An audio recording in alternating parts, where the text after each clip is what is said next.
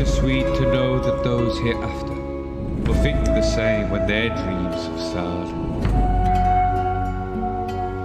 Bittersweet to think that those before thought the same of theirs. In the never was, that never comes.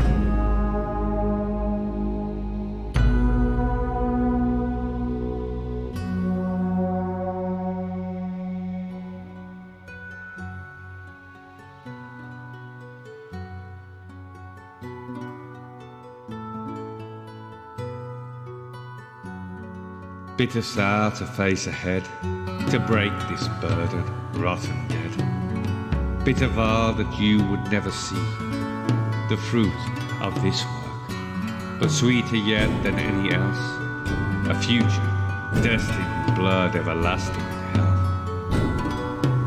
The dream is them. They are the dream that is yet to begin.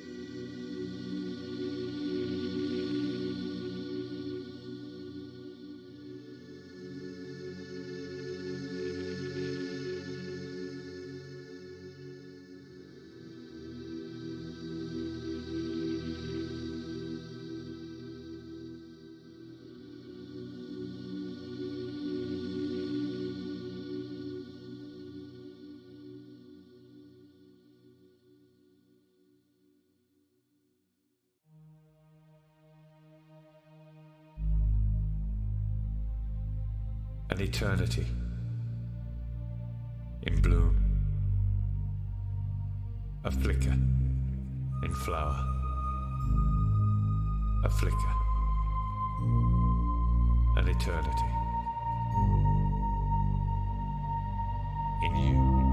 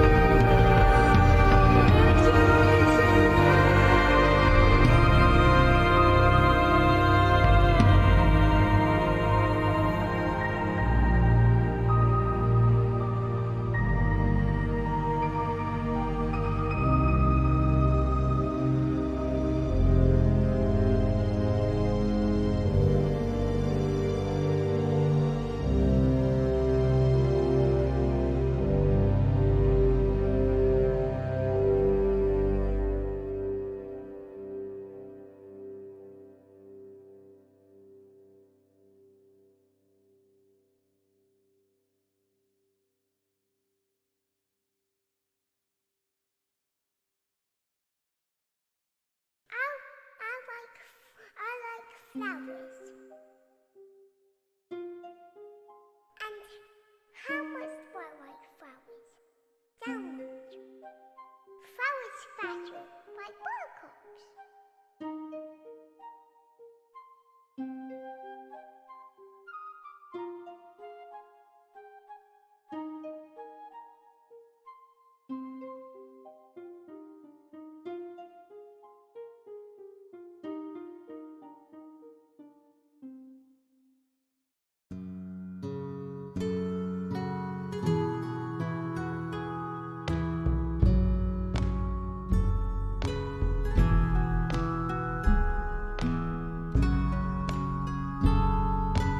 Master of the lightnings, rider on the storm, wearer of a crown of swords, spinner out of fate. Who thinks he turns the wheel of time may learn the truth too late.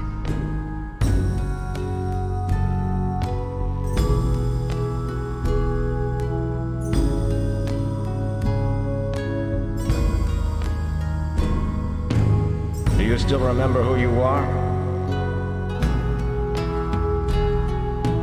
Do you remember your blood?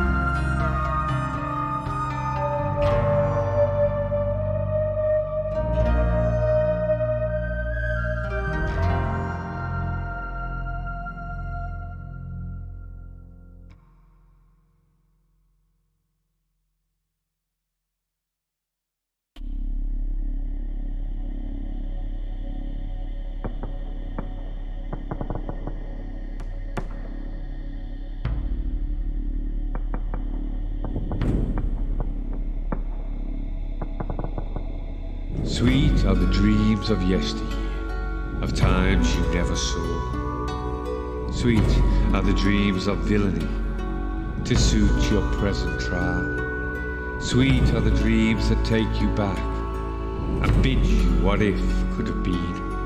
And if only it wasn't in the never was that never comes.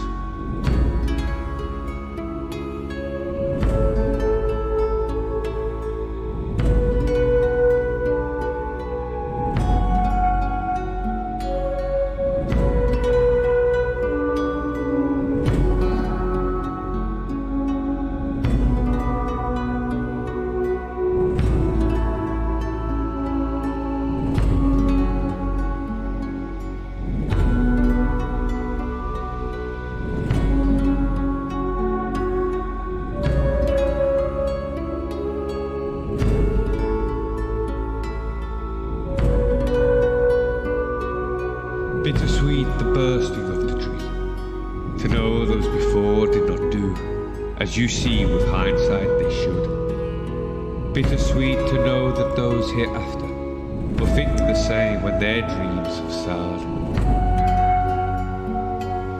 Bittersweet to think that those before thought the same of theirs in the never was that never comes.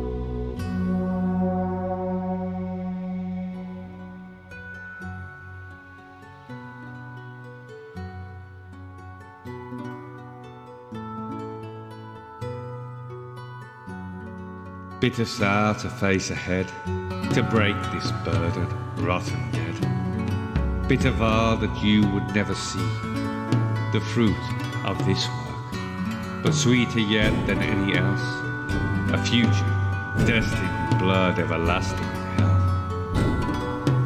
The dream is them. They are the dream that is yet to begin.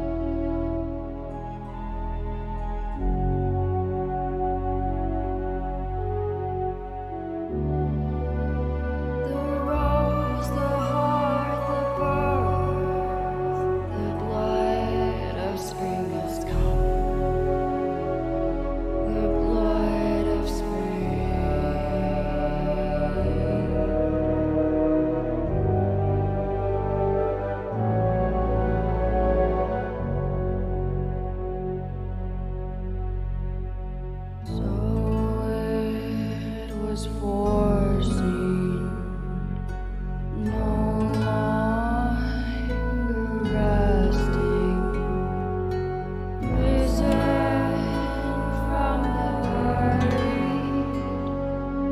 In gloom you'll find me. In gloom you'll find me.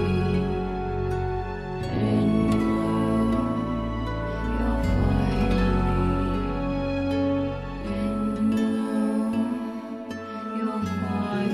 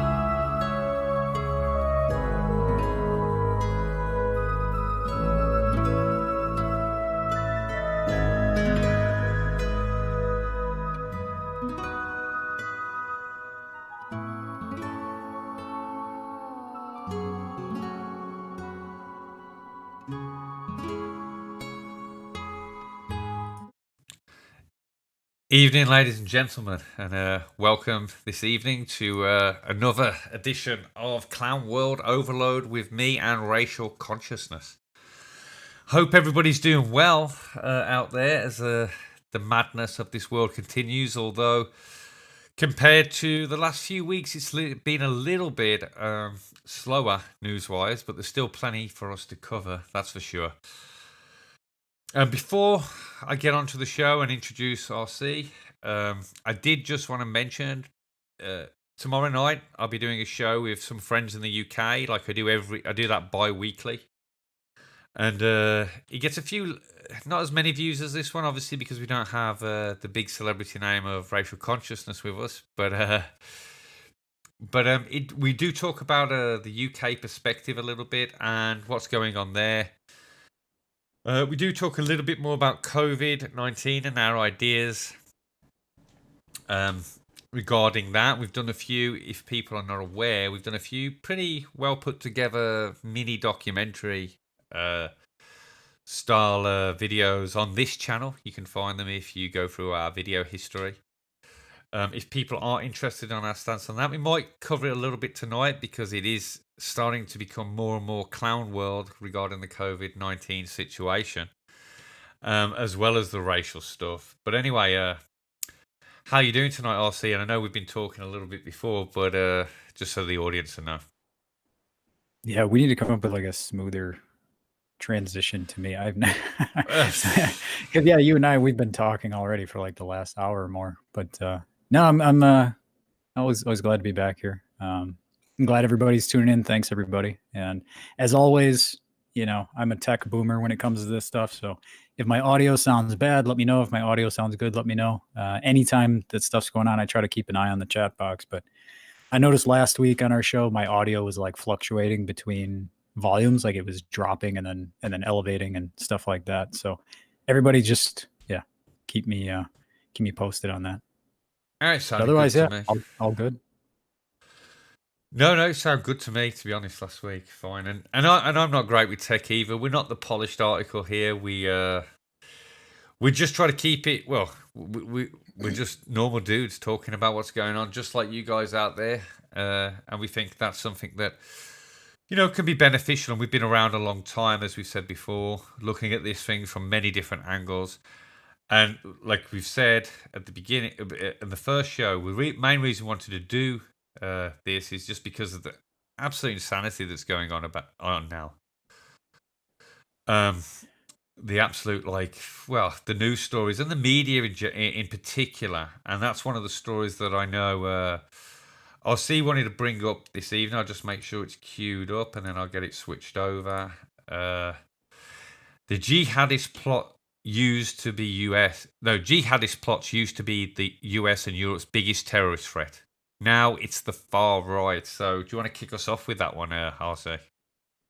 Well, actually, one thing I wanted to mention was something you and I didn't even get a chance to talk about beforehand here. Oh yeah. Is that when we first started this show, I mean, we were having so much trouble actually trying to sift out the best stories to cover on this show to illustrate our point. Because that's the whole point. Like I've said before, we're not an entertainment channel. This is also not a news recap. We're not trying to be some kind of news channel. The point is to show the writing on the wall of what our media is encouraging people to do to white people and encouraging our government to do to white people.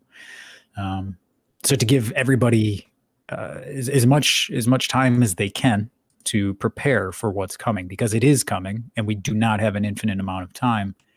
But one of the things I've noticed is in the last few weeks, all of a sudden the stories like this are drying up. Like this was basically the only one this entire week that was this blatant.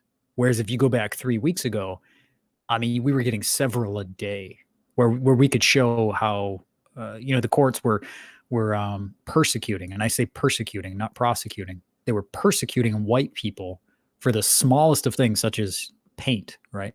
Carrying around paint was getting these people charged with a felony, and letting non-whites get away with the worst kinds of crimes you could think of. So we were trying to show like, hey, look, this is the new normal. This is what you need to expect, is that there's going to be this rash of injustices against white people, not only on a civilian level, on the ground, person to person, but we're talking about in a court level, which is going to be even worse for us in the long run. But yeah, this is basically the only one we could find this week that was this blatant. However, it's still good enough we could do a whole show just on this one thing because of just how blunt it is. I mean, the article starts off saying the threat of terrorism, particularly from the far right, should be a major concern for governments on both sides of the Atlantic. That's how it starts off. That's the first sentence in that article.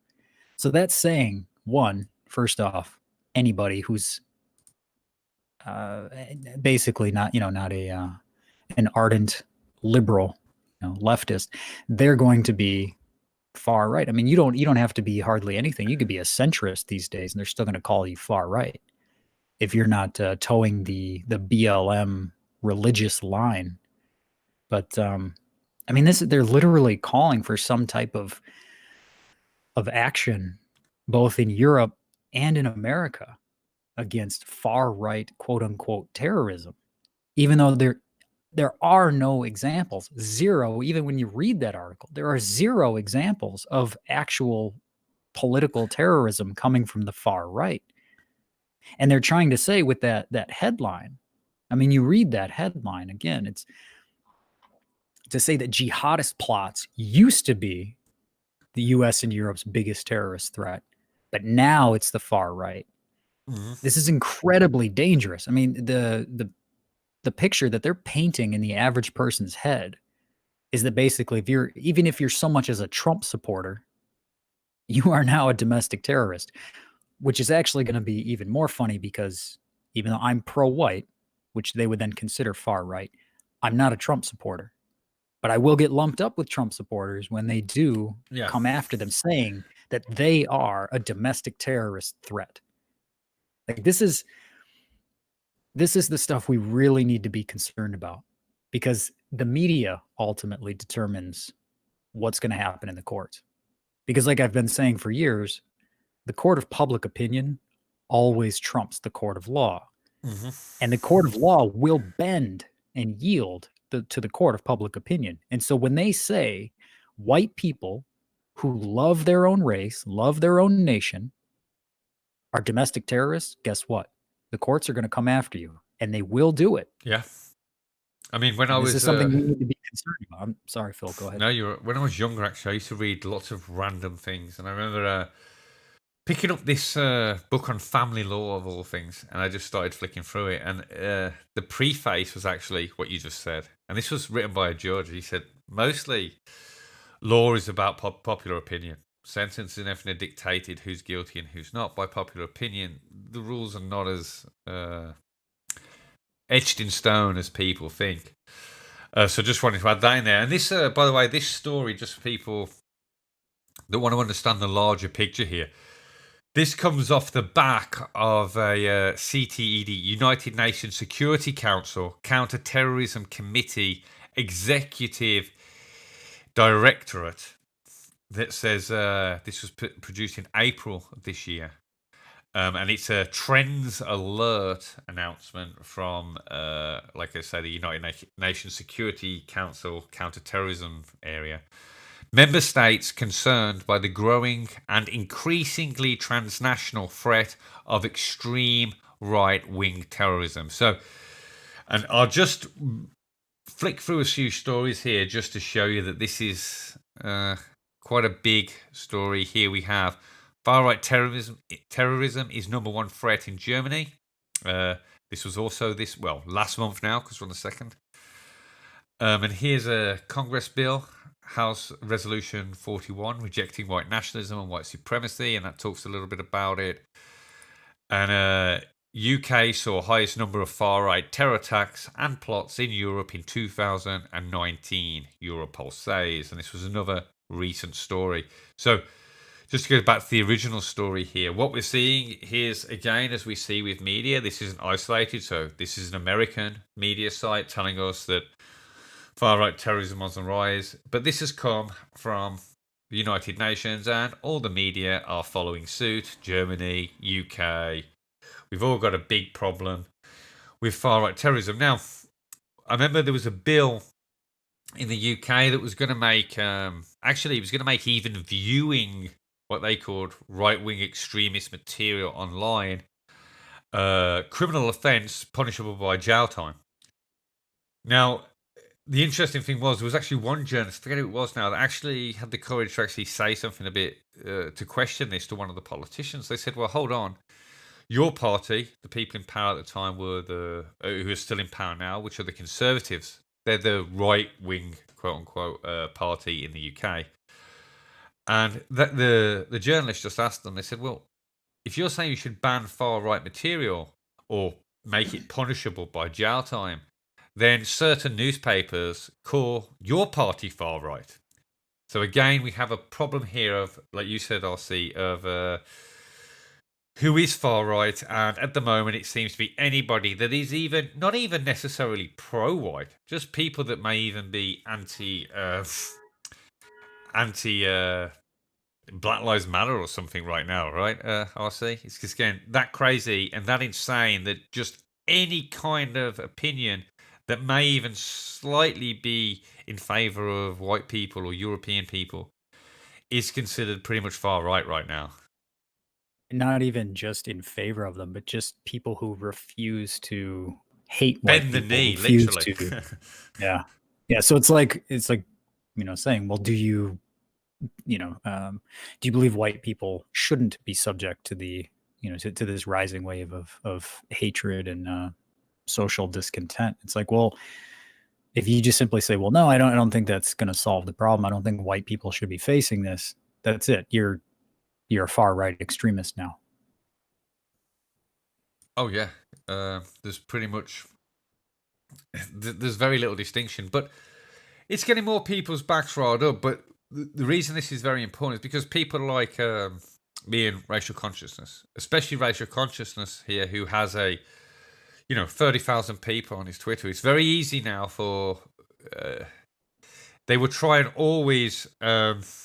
push the idea, right, that if racial consciousness says something slightly provocative. They could say, "Are you encouraging violence?" And use that. And just to clarify here as well, because something I didn't mention about the articles, if you actually read the articles, because most of you, like me, will be going, "Hold on, well, there are no far right terror attacks. It's not happening."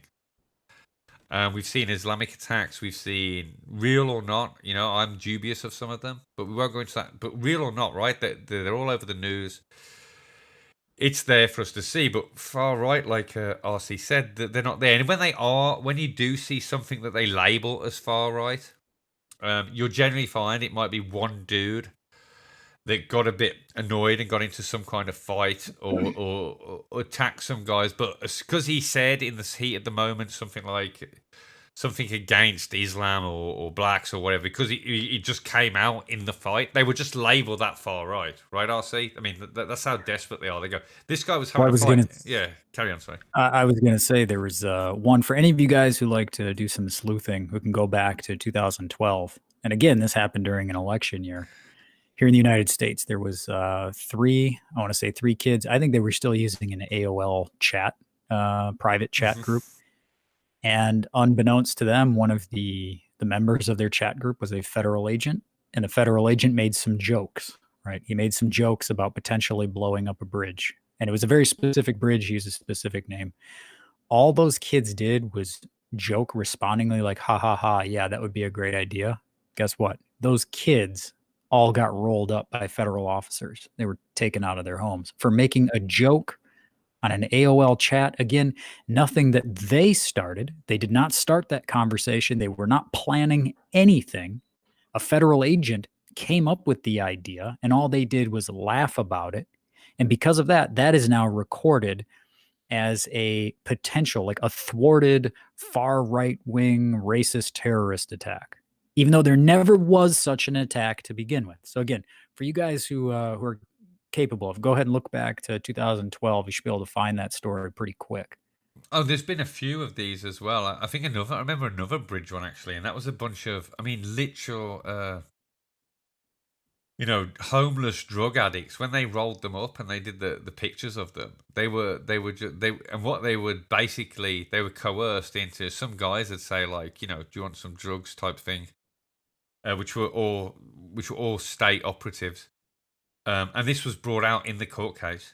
I forget when this was though, and they basically got them to pick up the bag that had the stuff in, then arrested them, and they were basically heroin addicts trying to score heroin anywhere they could, and that's how far they were willing to take it. Right? These were like, they were using somebody's drug addiction to go, hey man, if you just pick this bag up and take it over there, we make sure you're sorted. I mean, that's the level. I mean, how desperate do you have to be to honeypot a heroin addict? And they stood up in court. They got done.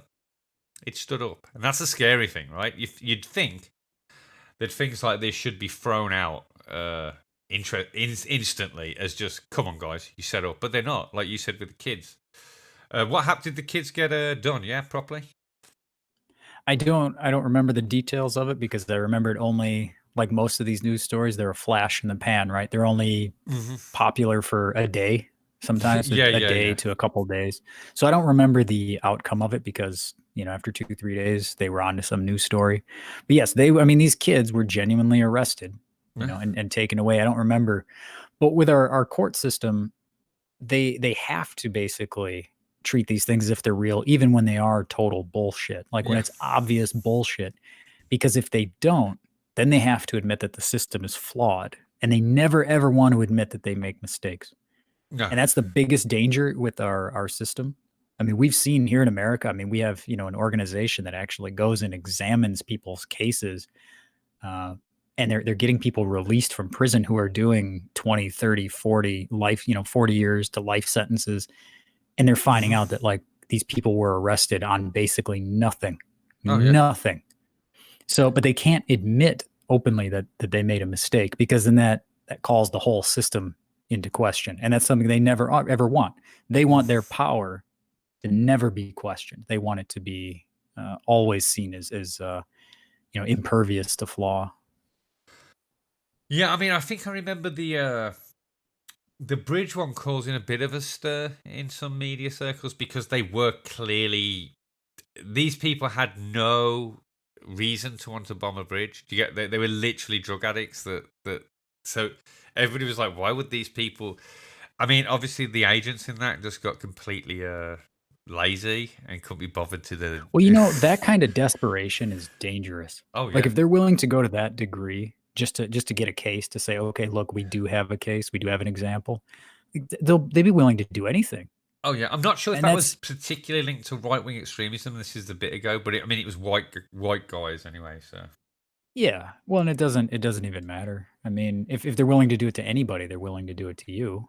Because who are you? You know, like oh yeah, that's the well thing. We're all just civilians here. We're all just helpless civilians that don't have legal representation, political representation. Like we don't have representation anywhere. I mean, they could roll us up and make us disappear. Nobody would ever ask any questions. And this is the era we're heading into. I mean, this new normal, like I keep saying, it wasn't just about Corona. This new no, normal is about this right here, about repainting the white race as being a race of domestic terrorists. oh yeah. I mean, Uh, even one of my oh no, go ahead, no, Frank. you carry on. I've got nothing really. Please. Well, I was gonna say one of my better friends in real life. He's not the brightest guy in the world. He's a great guy, but he's not the brightest guy in the world. But even he contacted me the other day and said that he could clearly see what they were doing with Antifa by trying to say that they are, they're a domestic terrorist organization. However, they're also incredibly white. And we're seeing now people saying that Antifa is like a de facto white supremacist organization because they're a majority white group. And my buddy was saying like, my God, they're gonna roll guys like you up based on what they're gonna do with Antifa, because when Antifa does something now, even though they're clearly anti-white and they're clearly leftist, they're not far right extremists in any way, but because they are majority white, anything they do now is going to be attributed to us because they're going to say, well, it doesn't matter if they're right wing or left wing. A group of white people is a group of white people. And so Yeah. he's like, look, they're going to get both of you guys, like Oh yeah, all no, I because agree. they're the ones committing crimes. Yeah. We've seen it And with this, Antifa. How many times have you seen recently? Even though Antifa is largely a Jewish organization, especially at the leadership, but how many yes, times have leadership. you seen articles recently? I mean, I haven't pulled any up, but over the last few months, where it's been white Antifa member, white Antifa, or white kids, skateboarders. They love that one. White skateboarders, are doing all the rioting, are doing all the violence. So as we saw it all the way through the Black Lives Matter protests, right? We even had Joe Rogan there telling he hadn't even seen a black guy looting, right? He hadn't even seen one. Yeah, it was a police officer that gave a speech to everybody and was saying he was giving a speech to a black audience, was saying, Oh hey, yeah, I don't get saw carried that. away. Yeah, There's these white skateboarders are out here yeah, trying to get you guys in trouble. It's like, yeah. no, unfortunately, the leadership of Antifa is Jewish. The majority of the membership, is going to be young college kids, young college Of white course, kids. yeah. Like, so unfortunately, when they do something, that's just going to be chalked up to white people. Like I said, I couldn't believe, even when my simple-minded buddy, who again doesn't really take an interest in that kind of stuff, like he was genuinely concerned, and he could see again the writing on the wall. He could see the dots, and he was connecting them. hmm And even he's concerned about where this is going. Yeah, I mean, this is why sometimes I get criticized for this. I say, hold on, man. I'm not going down the line of just ban Antifa, ban them, get them designated as a terrorist group. I don't go down that line. I'll tell you why. Because I've got in the UK, we had the very same thing happened with Muslim extremists, and what they were doing is there were Muslims going to parks and saying, "Hey, they were saying really bad stuff, to be fair, but there was this big push in the media. We must ban this type of talk. We must ban this type of." And they brought in this is where all of our hate laws came in, or they didn't come in. Hate laws were already there, but they got extended through bills because of this. They add on. So they extended all the hate laws. And now, who are out of the population, who do you think is most likely to get pulled up on the hate speech laws? Not guys speaking in parks about jihad. guys speaking online about their country and how it's the changing face of their country, right? Not even, we're talking pretty tame stuff sometimes. They're getting pulled in for hate speech.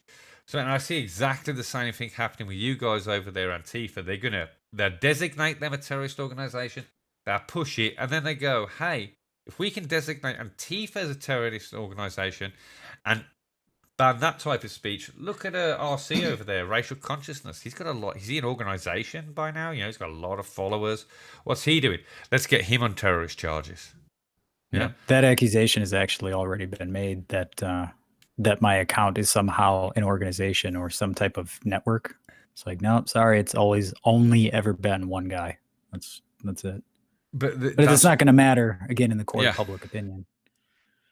Yeah, this is where you've got to be very careful with just going.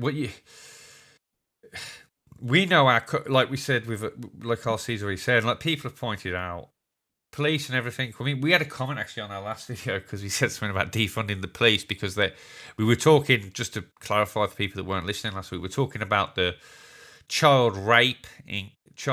mass child rape in the UK by Pakistani males.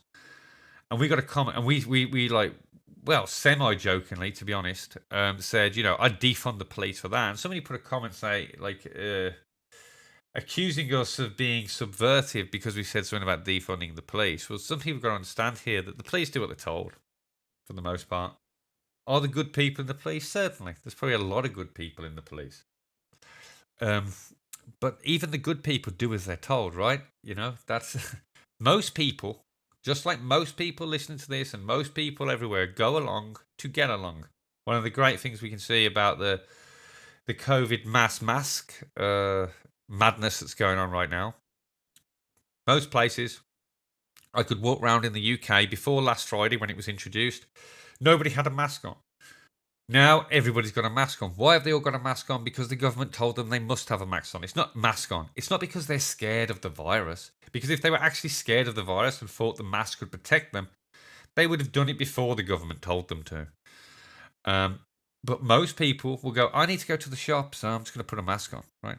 And it's the same with the police. They're going to go, I don't know nothing about this guy. I'm going to go arrest him. I've been told he's a terrorist.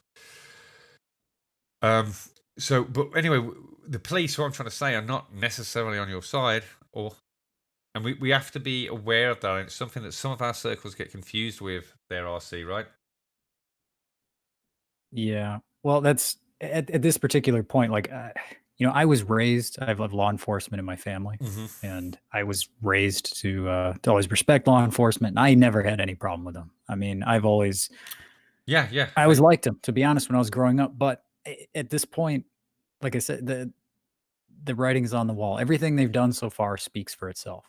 Like I said, when they're arresting white people for painting over graffiti, right? Even though the graffiti was produced by blacks, and they're not arresting the blacks for producing the graffiti. They're arresting white people for trying to cover up the graffiti. That tells you whose side the police are on. Well, like I say, it's not even fully about sides. It's at the top level, definitely they're not on our side. But the average Joe is just going to do what he's told. That's the average. And that police to me, officer, you know. And I still have a problem with that too. Oh no, I have a problem, but it's because I'm like, because my thing is, it's not going to comfort me when the officer's arresting me, right? And he's sticking me in the back of his car and he's saying, hey man, I'm really on your side, but I'm just doing my job. I'm like, I don't care. If you're on my side, you wouldn't be arresting me. Like, it's not going to comfort me when they're still taking away me and my buddies. And they're like, hey, you know, secretly we agree with you, but you know, we got to do our job anyway. It's like, well, I don't care. If that's still your position, you're willing to arrest people, even though you disagree with arresting them. It's like, you're one of the bad guys. You're a pussy, you're a coward, and you're one of the bad guys. So yeah, if those are what we're talking about here, if those are the metrics, then yes, defund police. Because right now, police are the enemy of pro-whites, not because we want them to be. I would rather police be on our side, and then we support the police. I would love to say, hey, stand by the police, because the police stand by us. But they don't. So I will never, ever say that again. I will never say support law enforcement. I don't even want them to be on a side. Just enforce reasonable law, you know, common sense law. I mean, that would I just be that. No, but that would even be a better, an upstep from where we are at the moment. Yeah, definitely. It would definitely be an improvement from where we're at this particular time, though. I mean, look at how unreasonable and irrational sides are. Even, let's just say our side. Like nobody really does want to compromise. I mean, you try to talk to anybody on the left, they don't want to find a peaceful solution. Their bottom line is, we want you guys gone. We want you guys crushed. We want you defeated. They don't want a peaceful solution. So, at this point, I would love for law enforcement to be on our side. Like I don't even care about reasonable law at this time. I just want somebody to be on our side because we have nobody on our side.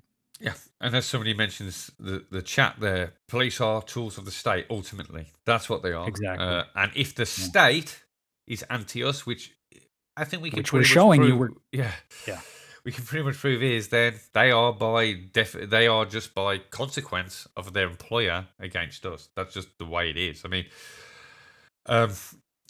now I don't know if you got any more to say on this. Sorry, RC, or we're gonna move on a little bit here. Because No, I we mean, good, what move we on. got next does tie in a little bit. If I go on to the Wiley stuff and Nick Cannon, because we didn't really cover that because so much was going on. And that's what, but it does tie in a little bit to this, especially from the media angle, because especially the Wiley. So I'll start with the Wiley. For the people that are not in the UK and have no idea who this guy is, don't worry. I had no idea who this guy was till last week either. But apparently he's a big.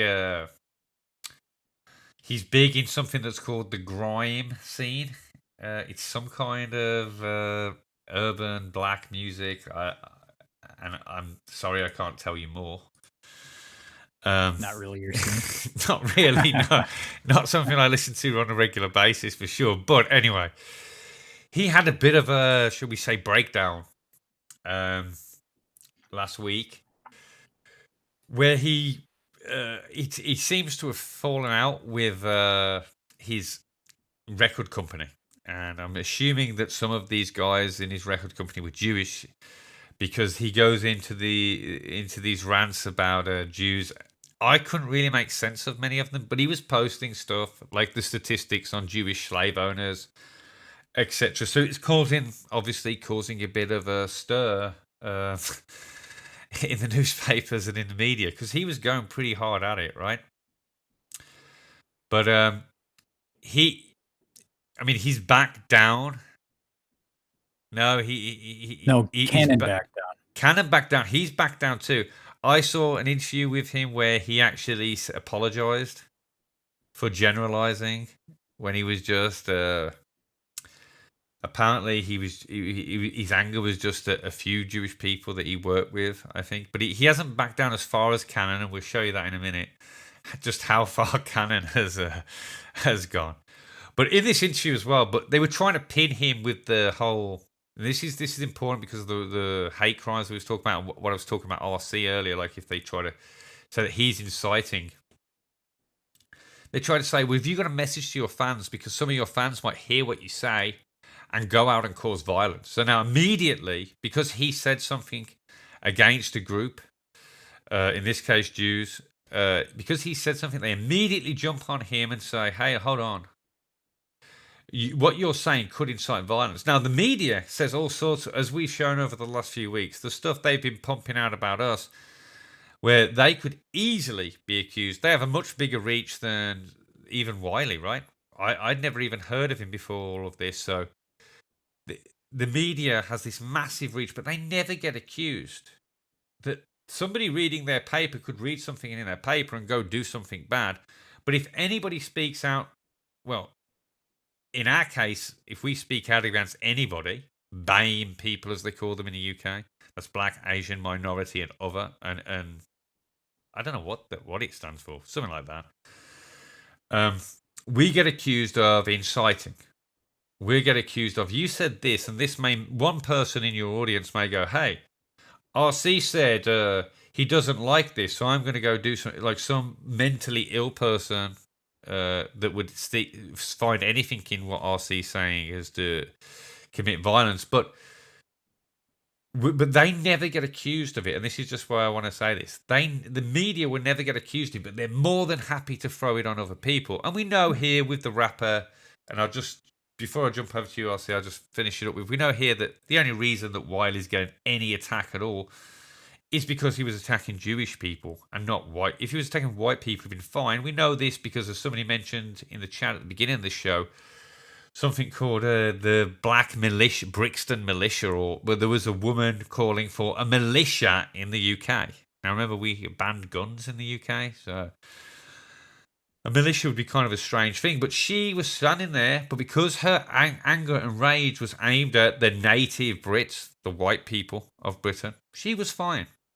But because Wiley's anger and rage is aimed at Jewish people, which in the hierarchy of suffering and disadvantage, they win every time, as we know. They have the trump card, quite literally. They win. Now, before I throw over to RC, I'll just put the Nick Cannon story up because it is just funny. And this is more, I don't know who Nick Cannon is. I don't really follow, so maybe RC can tell us, but I thought this headline was particularly fitting. What do you reckon there, RC?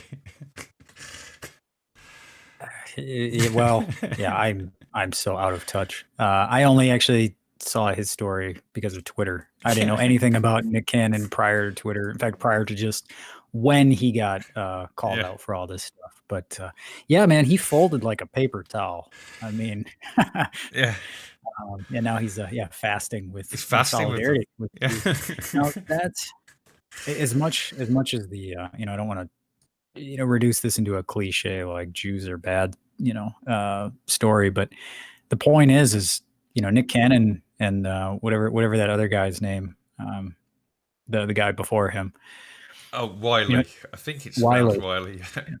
Notice how when these guys bash on white people, and they bash on them at length. I mean, Nick Cannon just went on this really weird spiel about how white people are actually animals because we lack melanin, and because of that we lack compassion and all this stuff. I mean, they can trash on white people to the point where they say we're subhuman or we're not even human. Mm-hmm. Nobody comes down on them. No. And that tells you something. Because if white supremacy really existed, do you think a guy like that would have a podcast as big as his, hosted by which it was a mainstream corporate brand that hosted his podcast every week? If white supremacy was a thing, that guy would not have any clout whatsoever. No one would even know his name, let alone allow him to just week after week after week say the most horrible things about white people. But the moment he touched Jews one time, he saw where Jews fit into the puzzle, and he decided he wanted to address that on his show. That's it. Everything came to an end. I mean, all the forces of hell were unleashed on him to the point where he went from trying to expose the Jews to now he's fasting in solidarity with the Jewish community. Yeah. If that doesn't tell you what just happened there, you're blind, and I'm not going to be capable of explaining this to you. And like I say, I saw some of the things he was saying about white people, and I was like, holy shit, this guy's like literally, I mean, people attack white people all day in the media, every day, but he was going above and beyond there. You know what I mean? He was like you say, comparing us he was literally calling us subhuman, pretty much. And have you heard any apology about this or any mention of this? And I'm not sure what he said about Jewish people because I didn't listen to it all. But was it as bad as what he was saying about white people? I very much doubt it. But I mean, if you know better, please tell me. No, I don't remember the details of it, but I know for certain that it was nowhere near as bad. And obviously it wasn't to the length because he'd never done it at length. I mean, he wasn't given one full show in which to do this, whereas he had spent countless shows just, again, dehumanizing white people. Is that what he's famous for then? Is this, I mean, I'm a bit out of touch. It seems to be. I mean, he had some professor on there, again, a black guy, professor of something or other. Yeah, something that has to do with hating white people. I mean, yeah, race relations professor or race something professor, which is always a black person. Again, like, and for guys like us who have been here long enough and we've seen this, like I was exposed to sociology in college. University sociology, like I don't even know, it's like almost 20 years ago. Maybe not quite 20 years, but I saw it a long time ago, and I saw it for what it was. I thought it was nothing until I started to see it. The stuff that I was reading in sociology being parroted by mainstream Oh yeah. politicians. And I was like, well, this is kind of a concern then, because if this psychobabble, which is what it is, it's psychobabble, if that's getting written into law, like that's a very huge concern. And now it's like, again, it is law. I mean, Oh we're yeah. seeing it. And like you'd mentioned before, they can take, and they will. I promise you they will. I mean, I've made posts where all I'm saying is fight back. That's it. Defend yourself, fight back. There's nothing criminal about that. There's nothing violent about that. There's nothing dangerous about that. But that type of rhetoric will be used in the future. They're going to get some kind of plant who's going to commit a crime and say, "Hey, RC told me to fight back." Right? They're going to do that, and they're going to try to create a big spin up on this. And they're going to say that I incited that. Now, it's not true. I don't want anybody to commit an act of violence ever. But if somebody does try to commit an act of violence against you, I'll say the same thing I hear as I say on my Twitter. You make them fucking regret it. Okay? You defend yourself because you have that right. But don't ever initiate any kind of any kind of violent attack, any kind of terrorist attack. Just don't even indulge in those stupid thoughts. But the media, okay, gets a total green light, get Yep. out of jail free card to say the most horrible things about white people day in and day out, year after year. And we're seeing this manifest in a degree of hatred coming out of mostly, the black community that is resulting and has resulted in white people being murdered. Yeah, Okay. killed. White people have been outright murdered simply because the media and universities and big corporations, pop music, you name it, they're all cultivating this irrational hatred for white people and blaming white people for every single failure in the black community.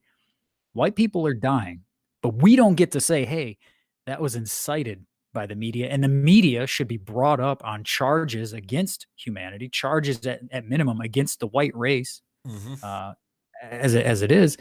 We don't get to say that.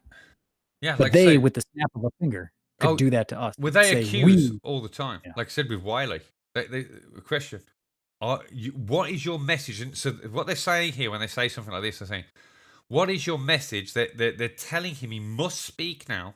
What is your message to fans that may see what you say and go out and do acts of violence? What's your message? So they're going, if they can't get you to back down fully from your point, they put it in a way that makes you fear that if you don't do something, you're in big trouble, right? So now Wiley's thinking, hold on. So they're saying if I don't address this and somebody does something, I could be. So, I mean, it's very clever, but they never get put on the spot, and that's what we want to point out here: that they can do whatever they want, and nobody ever interviews the media man and says, "Hey, what are you doing?" Right?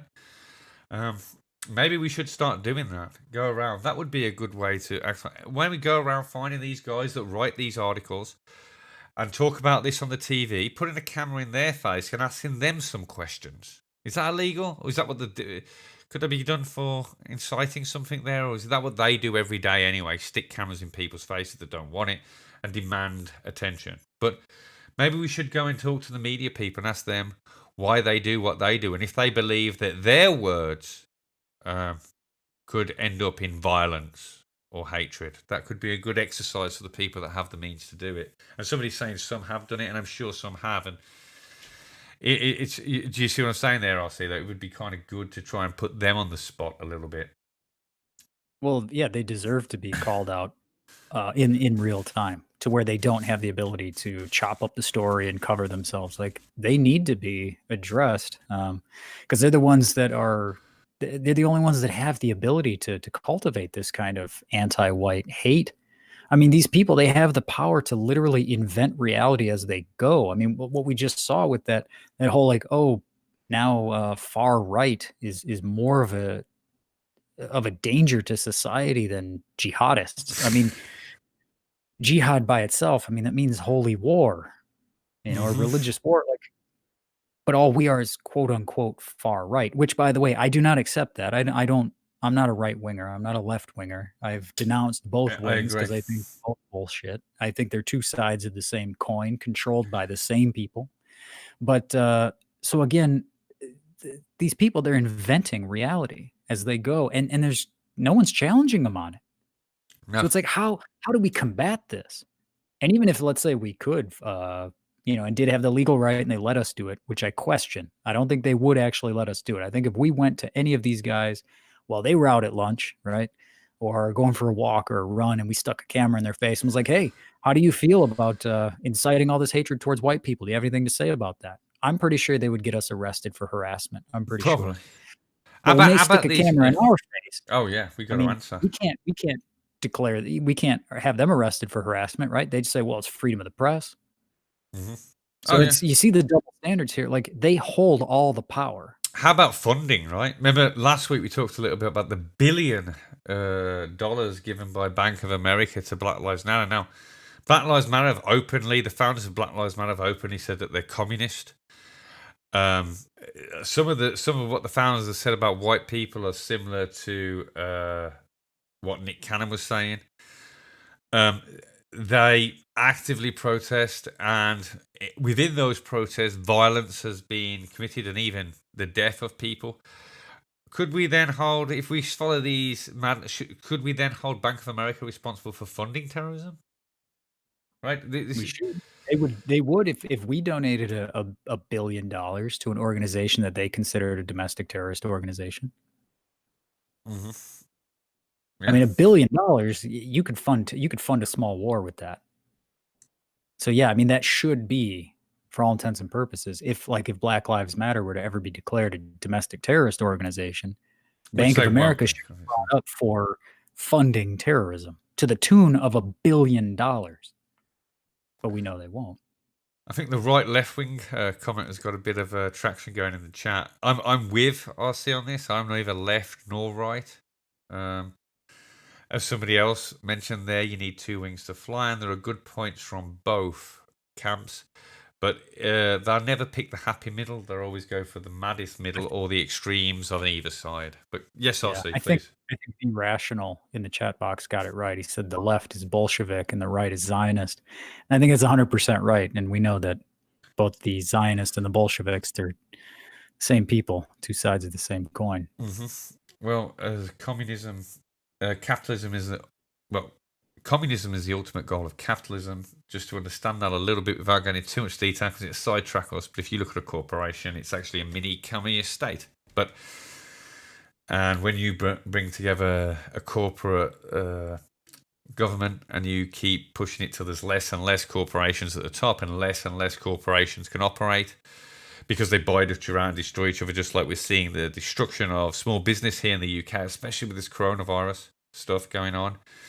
You end up eventually, through logical deduction, you'll end up with one corporation. If a corporation is like a mini communist state, then when you have only one corporation ruling over the whole world, then you have a communist world state. But like I say, that's a little bit of a bigger topic there, RC. So I don't want to... Well outside the scope. Well outside the scope of what we got left here. Yeah. But yeah, I wanted to bring up this story because we are going to wrap it up soon. But I just wanted to bring up this story because it did come up this week. Bringing up black on black crime is racist. It also doesn't make sense. do you want to have the first go on that one, RC? I'm not even sure. I tried my best to sift through this because this has actually been like a headline all week. I've been seeing this on a couple times a day in a couple different places, from a couple different news sources. And yeah, they're saying that black on black crime, some are just saying it just doesn't exist. They say it's a hoax. And my brain stops when I see that, because anybody who lives in the real world, you don't even have to follow the media to know what black on black crime is. You can see it with your own eyes. But every one of these articles that I was reading, they couldn't come up with a good explanation for why they say it doesn't exist, because they were still, by their own statistics that they were showing, they were saying statistically any violence committed against a black person is statistically more likely to come from another black person, something to the tune of like 63% of all violent crimes committed against blacks are committed by blacks. So I don't understand what they're trying to say here, but again, we're watching them essentially struck like they're inventing reality again as they go forward. It's almost like, it's cliche at this point to to equate something to Orwell, right? To say something is Orwellian, but this is what they're doing. I mean, this is doublethink right here in your own mind. I mean, we know that the majority of crime committed in the black community is black on black, right? And right here, so we know that consciously, and these people are trying to give us that same thought, but in the opposite, and say, well, black on black crime doesn't actually exist.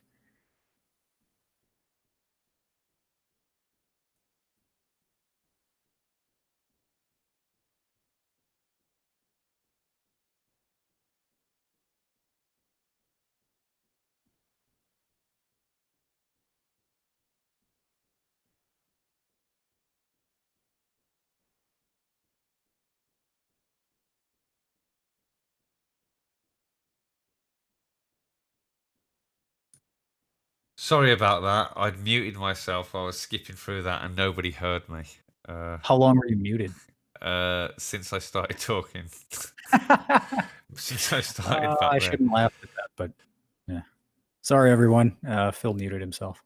Yeah, I do really apologise. That because I was scrolling down the article, so I muted myself. Like I say, I'm a tech boomer. I just try not to touch anything while we're, 'cause I'm afraid we're gonna lose audio, so I try not to mess with anything. Yes, it's my fault. But all I was saying anyway was this guy was saying that he wasn't denying that black on black crime exists, but he was saying that Black Lives Matter started as an organisation against police brutality, so it's conflating two separate issues. But whatever. But like I say, it was one of the only articles I could find that didn't spam me with sign up now. I mean, have you noticed this as well? All these websites wanting you to sign up to read their articles. I mean, Jesus, like it's getting. And they want permission to send you alerts. Alerts. Really weird. Yeah. But yeah, so black on. But as RC was saying there, that some of these some of these articles are saying that it doesn't actually exist, right? Or trying to say that there is no black on black crime. Well, I mean, it could be the silicon suits. I mean, we did cover that the other day, which we've seen more about. What's I was saying? Some of these articles, they're just saying, like this one is saying, if you say black on black crime, just saying that, bringing that up, they're saying is racist. Oh yeah, that is racist now. So they're not trying to say. So some articles are saying, not that it doesn't exist, but acknowledging it is racist. It's almost like saying, we're not going to deny Jewish supremacy, but if you bring it up, you're an anti-Semite, right? Mm-hmm. So that's what they're doing here with the black on black crime. It exists, but if you bring it up, you're a racist. Whereas the other side of this argument that I've been seeing all week long is just they're literally saying black on black crime is a myth. Silicon suits. Well, then there's that. But unfortunately, I haven't seen any mainstream. I haven't seen mainstream. I've seen Twitter posts that get a lot of traction. Yeah, that's the scary part. For anybody who doesn't know what we're talking about, over the last few weeks, there's been a buildup of this idea. These large black accounts are promoting this idea that black on black crime, the majority of it, is in fact white guys wearing a full black person silicone bodysuit so they can LARP around as a black man, commit black on black violence, or commit white on black violence, and then it gets chalked up as black on black violence. I mean, this is insane. Again, I would laugh about it if it wasn't so dangerous to us, because you guys who are doing absolutely nothing wrong, you guys are going to get blamed for black on black violence because they're going to say, no, it was one of you guys wearing a silicone bodysuit and you went in and shot up this black neighborhood. Mm-hmm. Oh yeah, it's a bit crazy there. I've got a question here. If you are dying of cancer, I'm not dying of cancer, so the answer is I wouldn't crowdfund either. You should have said if you were dying of cancer, but I'm not sure what your point is. If I was dying of cancer and had also had a paper cut, which element would you crowdfund for? I wouldn't crowdfund for either. I wouldn't need to. I hate this argument because it's totally disingenuous. Because that's not at all the case between. I mean, and that's what they're trying to say. Well, yeah, sure. There's some bad things happening to white people, but what's happening to black people is worse. It's like, no, it's not. There's not one media campaign being carried out against black people. If there is, I would love to see it. Go ahead and show me. I'll wait. You're not going to find it, but what you will find is article after article after article pointing out how bad and dangerous white people are. Like, there is no House resolution right now saying that black supremacists are domestic terrorists. You're not going to see that. Even though there are black supremacists, they do exist. I mean, we just saw the NFAC hold 2 armed rallies, okay? You would never find an open white organization allowed to even grow to the point where they could carry out an armed rally with over 1,000 people.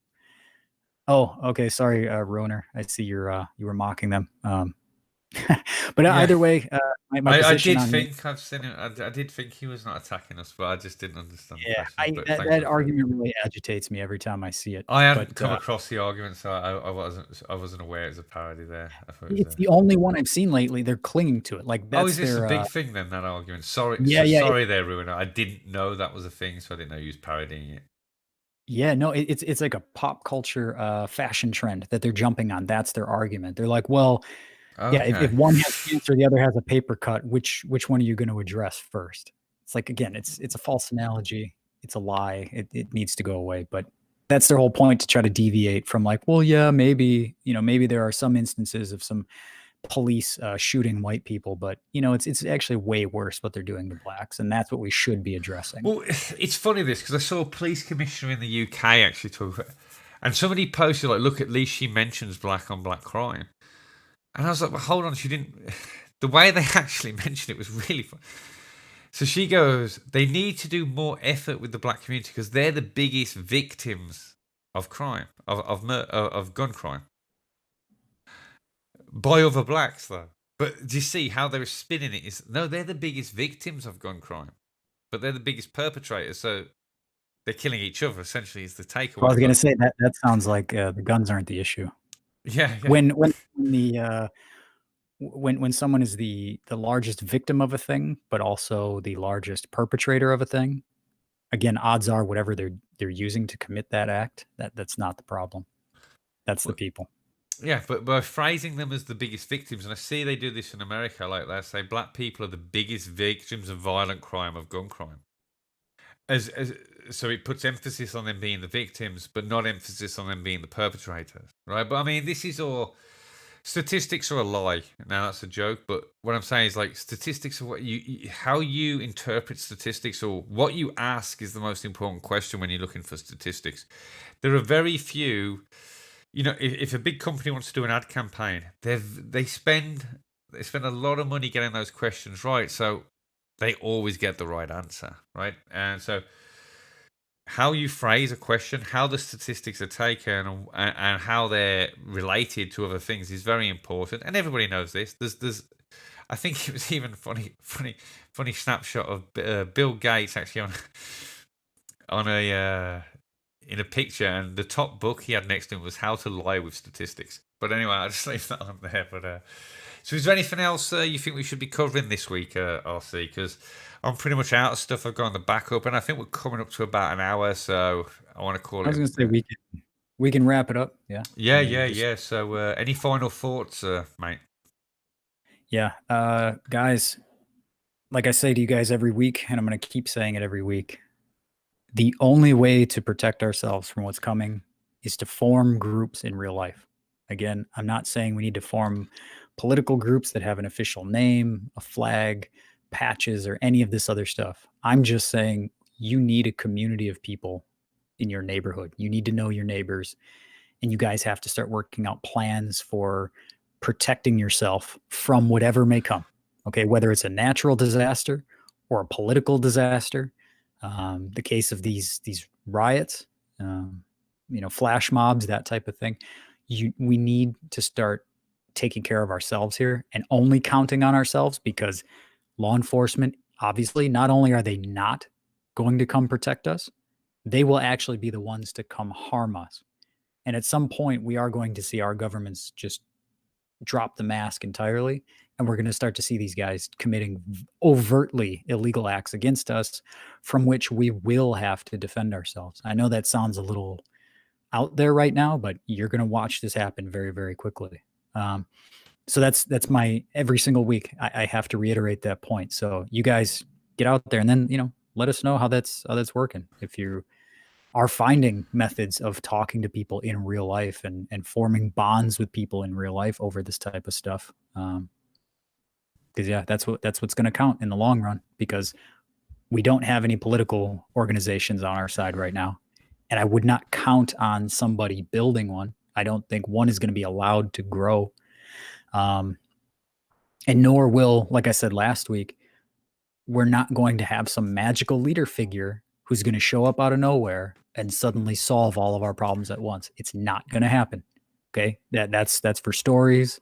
That's for fictions. That's for movies. That's not what happens in real life. In real life, it's you and your community.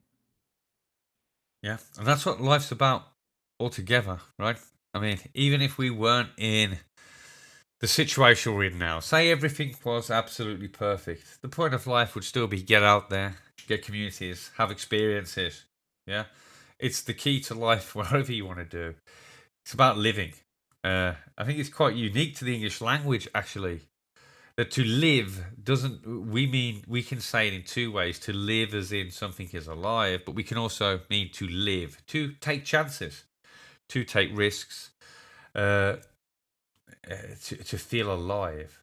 And one way to do is get out there, meet people, have new experiences, and form bonds that you're gonna take with you. Yeah. It's all the point. So whatever's going on, and I agree with RC in these times, particularly having good people around you on this journey, wherever this journey may take you, is never a bad thing in any age, especially in ages like the one we live in. So I hope I bid you all well, and I'll catch you all next week. So be well till then, and speak soon.